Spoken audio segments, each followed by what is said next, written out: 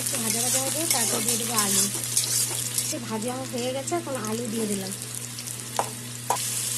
দিয়ে দিলাম হলুদ, লবণ। ভাজা হবে, তারপরে দিয়ে দেবো সিম।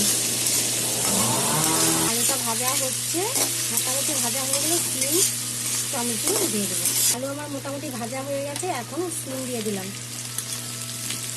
আলু সিম মধ্যে এসেছে, এখন আমি টমেটো দিয়ে দেবো। তারপরে দেবো মশলা।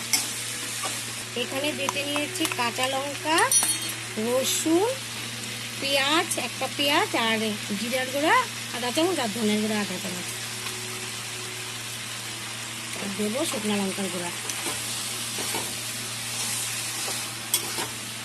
দিয়ে দিলাম 1 চামচ লঙ্কার গুঁড়া। কষাবো, তারপরে সবজি কষে আসলে তারপরে মাছগুলো দিয়ে দেবো। আমার সবজি কষানো হয়ে গেছে, এখন কাঁচকি শুটকিগুলি দিয়ে দিলাম। আগের থেকে ধুয়ে রেখেছিলাম, ওগুলো দিয়ে দিলাম।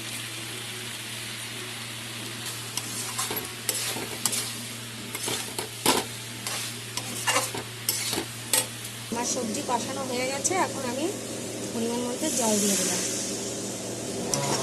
এখন একটু ব্যালেন্সের জন্য অল্প চিনি দিয়ে দিলাম। আমার কাঁচকি শুটকি রেডি।